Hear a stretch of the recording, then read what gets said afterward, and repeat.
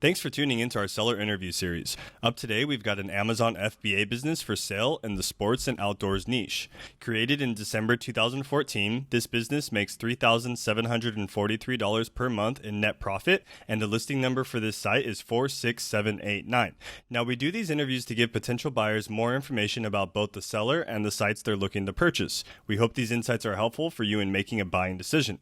Now, we've got the seller with us today to go through the business and cover everything from niche selection to traffic and monetization. So thanks for coming on today, Jada. Thanks, Brandon. Good to be here. Yeah, it's nice having you on the interview with us today to talk about your business. Now, I'm going to go through a quick summary. The business was built in December 2014. The monthly revenue is $12,120 per month on average, and the average net profit per month is $3,743. Included in the sale of this asset are the domain and all site content and files, 12 SKUs, the trademark, social media accounts, and it is worth noting that inventory is not normally included in the list price, and further details can be provided to active depositors. So, Jada, can you tell me a little bit about your background in building and running online businesses? Sure. I started quite a few years ago with some basic consultancy work, outsourcing a lot of the actual hands-on activity, and then decided the Amazon opportunity was quite interesting. I like the idea of creating products and selling them on another platform that I didn't have to manage myself, which makes it a really easy hands-off scenario. So I started doing some research and went to a niche that I had a little bit of experience in, researched that and started getting some sourcing product from China in that niche. That's basically how I started, very straightforward. Okay. So was there any particular thing that stood out in this business model versus doing something like a drop shipping site? Yeah, drop shipping just sounded too vulnerable making, I guess, in terms of manufacturers and suppliers. Whereas Amazon, although you're working within an Amazon structure, it does seem to have a lot more validity to it. And Amazon is certainly very customer focused. And I also quite a customer focused person and feel that the customer is central to everything. Whereas I think with the dropshipping model, it's not quite so customer focused. It's much more the supplier focused. Right. Yeah. I feel like you have a little bit more of a backing with Amazon versus there being, one supplier supplying multiple different people on the same products. You're kind of alleviating that risk. Yeah, exactly. And also the Amazon model allows you to present your products in different ways, whereas the dropshipping seems to be, and although I had a lot of experience with it, dropshipping seems to be much more price-driven, I think, in terms of what you can offer customers. Whereas with Amazon, you can provide a higher price point or a lower price point. You can decide on what sort of target you want to go for and what sort of position you want to take. Right. Yeah, no, totally. So why is it that you chose this specific niche, the sports and outdoors niche? Was there something that stood out to you? No, it was because I needed, me personally, I just wanted to have some connection with what I was selling. So I decided to look at the experiences that I have and had experience in this particular niche. So that's why I chose it. Okay. No, it's always great to kind of go into something and start a business into something that you're already very familiar with. So that's great. Now, why is it, specifically at this time you're deciding to sell the business if it is doing so great, Jada? Because my husband has decided to retire and we are going next year to Europe. We're spending up to a year traveling around, and in some of that time we'll be going to the Eastern Europe countries.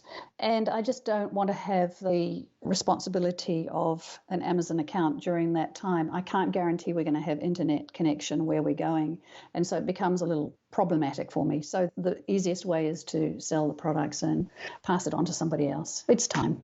Yeah, no, I mean, you can't leave your husband hanging with, especially if he's going to be retiring. You kind of, wouldn't be fair, I guess, at that point, especially if you guys are going to be traveling always. So, yeah, no, I totally understand. Now, was there anything that you learned while you had built this business that, you might maybe even apply to future sites down the road if you decided that you do want to get back into the online space?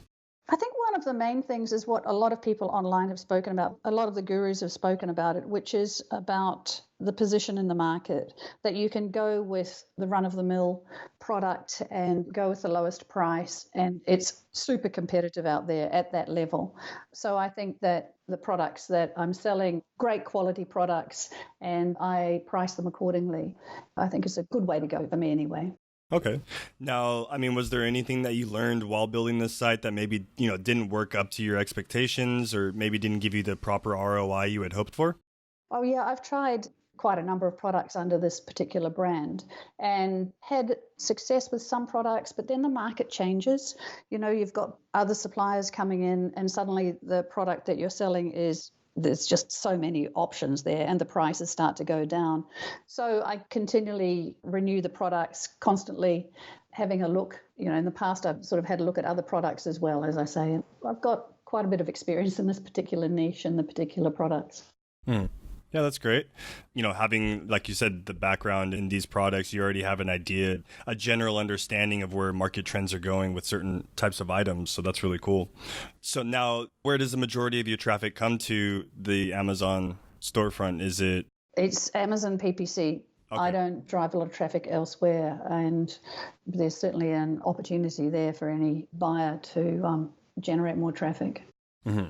Has it been very competitive within PPC itself, or has it been pretty steady with this being, something that you started in 2014? It has been pretty steady, but it's fair to say, Brandon, that since 2014, Amazon has changed quite a lot, Right. And PPC has certainly changed quite a lot. There's been so much change on that particular strategy alone, and changes in the marketplace as well. So what was in 2014 quite easy and straightforward is now just takes a little bit more time to get the returns that you want, and a little bit more, it's just a little more complex, a little more focus, I guess, rather than the hands-off thing that you used to do. I think most people would admit that 4 or 5 years ago, Amazon was a different beast. Yeah, no, it's definitely made some changes over the years, that's for sure. Now, Can you describe a little bit about how you're getting your inventory to Amazon? Do you have a third-party service that's doing a majority of the shipping? Yes. Okay. So I source the product in China, or the products in China. They're branded in China as well. I have used Flexport, who've proved to be very good, to ship product over. And then for a smaller shipment, in the past, I've used the supplier themselves in China, and that's worked pretty well. I haven't had any problems with shipping, and I ship everything to a warehouse in LA, and they store all the product for me, no problems with customs or anything like that. And the warehouse stores the product and then ships them to Amazon on my shipping plans. Okay, so you already have a 3PL in place that, you kind of ship a lot of the stuff and have them hold a lot of the inventory. Yep. Are you willing to help a potential buyer with setting that up for themselves, or is that something that you're going to keep off of, this actual listing? No, I'm happy to help the buyer with anything that's required. Okay. I've got no problem with that. I want to make sure that customers continue to have a great experience with this brand, because it's a very solid brand and it has some fantastic reviews and some quite loyal customers who come back for repeat business. And I want to make sure that that brand remains solid, and I'm willing to help any buyer as much as they need. It doesn't worry me. I'm not going to protect anything. If they want the warehouse, then that's fine. If they want the shipping options that I use, that's fine. No problem at all. Okay, that's really great to hear. Now, so if hypothetically speaking, Jetta, you were to keep this business, what are some of the ways you would want to grow it? If I was going to keep it, I would probably get some more variations of the key product, the main product, because I can see a market opportunity there. I am halfway through, actually more than halfway. I'm just getting production samples for a variation on the strong seller, and I will take that through to completion if a buyer wants to continue along there. And I think more variations of that product would actually be a good thing to do. I can see that there's demand in the market for that.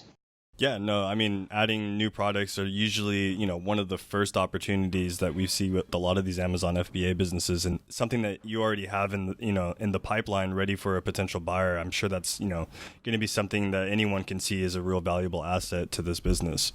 Well, it's interesting because I have been slow to get variations of this key product that I'm selling. I've been slow to get variations because I've been focusing on other new products in the past. And so just coming back to this core product, I can see that there's opportunity that I could have actually used a while ago. Mm-hmm. So that's where I see the growth. I got you. Now, on the flip side of that, what do you feel are some of maybe the biggest risks with this business that a potential buyer should be aware of? The risks, as any product is, it's a high competitive situation. People from the factories in China themselves selling on Amazon and selling at super low prices. So that means that the brand and the look of the listing, the look of the products, all of those things, really imperative to staying above the plimsoll line. You have to focus on the brand, the quality of product, and all of those things. And I think that's one of the things that is, if a buyer then starts to compromise on quality, then they're just going to be like all the rest. And that starts to impact on the business. Yeah, no, I totally agree with you. And kind of stemming back to what we were talking about earlier with the whole dropshipping business model where, that becomes an issue as well, especially the lower the quality product is. And if everyone's selling the same item, and it becomes ultimately a price war at that point. So can you describe a little bit about like the type of work you're doing on a weekly basis, Jada? Just some of the nuanced tasks to keep this business going? Yeah, the work that I'm doing at the moment, I've sorted out a weekly schedule for activity, which covers things like commenting on reviews, handling any refunds that might be required, reporting. I have a lot of reports that I've kept over the last few years so that I can see sales on a weekly basis and all of those type of activities that keep the business going. So it's basically just administration that's involved. Now, because these products are established, they've got enhanced brand listings, there's no work to do in those areas. The thing that is consistently requires attention, I guess, is the PPC and looking at the customer service, customer search term reports, and picking out keywords and just managing the whole keywords process. So I think PPC is probably the most consuming part of this process, but with the SKUs that I've got, there's not an onerous amount of work to do. Any increase in work would be basically trying to create new products or creating variations. Actually, even looking at the variation that I've got in production at the moment, that hasn't taken a lot of time either, just because of the whole process of relying on suppliers and working with them, because when you create a variation, there isn't a hell of a lot to do once you've got the product that's sorted, because you're using the same listing, of course. So there isn't a great deal. I'm averaging maybe 5 to 10 hours a week. 10 would be pushing it at the moment. So it's quite a light load. Okay. Now, do you think that's an actual requirement for a potential buyer that they would need to know PPC and keyword research? Or do you think there's something, if they can get a system in place where that, they can kind of cut that out of the knowledge requirement for owning? No, I don't think an Amazon business can survive without PPC. You don't have to know it yourself, though. You can always get other people to do it if you wanted to. I'm just a bit particular and like to have a look and use my own brain as well and have a look and analyze a lot of the things. Having said that, I do use a service that helps me with some of the automation and PPC. Okay. Yeah, no, that's, use the tools if you have them is what I always used to say. So no, that's great. So Jeda, are you willing to commit to a non-compete? Basically, that's where if you decide one day down the road, you and your husband, during retirement, decide you'd like to start another online business, that you would stay out of this specific niche? Oh, no, absolutely. Okay. I understood that at the beginning when I signed the agreement with Empire Flippers, and it's completely logical. Mm-hmm. And I would certainly expect that as a buyer. Okay. No, that's perfect. And then how much support are you willing to offer potential buyers? Are you going with the typical 30 days email and Skype support, or do you have something, an additional offer, to help a potential buyer? No, I'm happy to provide assistance until we leave, which is February, I think. We're leaving for Europe. Honestly, I think 30 days is a great offer, but if more is required after 30 days, I'm quite happy to help. For example, I was talking about, I have a variation that's in production at the moment. Now, if a buyer chooses to go ahead with that, then certainly I'll be there to help with the relationship with the supplier and to make sure that everything goes according to the plan that we've had so far, if that's what the buyer would like. If the buyer wants to take it over and is quite happy to do that on their own, then I've got no problem with that either. Okay. No, that's really great to hear that you're willing to offer that little extra support, especially during, as you had mentioned, a product variation that's already kind of in the pipeline. So that's great. Yeah. No, I've got some great suppliers and I have, a good relations with them, and I don't want to leave anybody in the lurch and just run away. And also I've got some great products and I'm proud of the products. So yeah, I'll support them. That's perfect. Now, are you willing to talk about or negotiate something like an earn-out, Jada, where essentially you get a large portion of the sales price up front and then over the course of a few months afterwards getting the rest? I would rather have a clean-cut deal. That's my preference. Just buy the products and the handover, because I'd be handing over everything that I've got there. So I would prefer just a cut-and-dried deal. But, everything's open to negotiation, isn't it?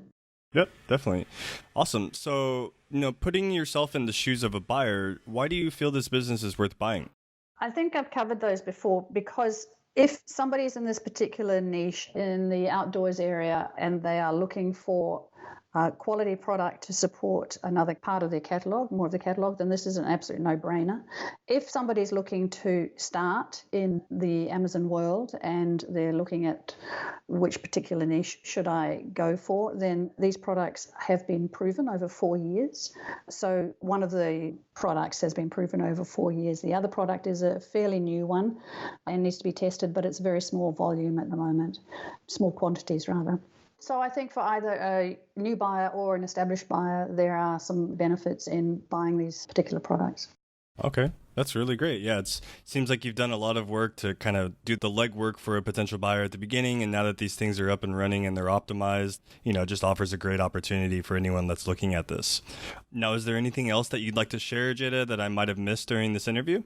I don't think so. I think we've covered everything, actually. Okay, perfect. Well, I do, really appreciate you coming on today, Jada. It was really nice talking to you about this business, and I look forward to the future and what this, listing gets sold for. Yeah, thanks, Brandon. If you're watching this on YouTube, subscribe to our channel. And if you want more information, the link will be below the video that will take you to this marketplace listing. If you're watching this on the listing page and want more information, become a depositor today. When you make a deposit, one of our business advisors will be in contact with you, and you will be given everything you need to review this business. Thank you, and have a great day.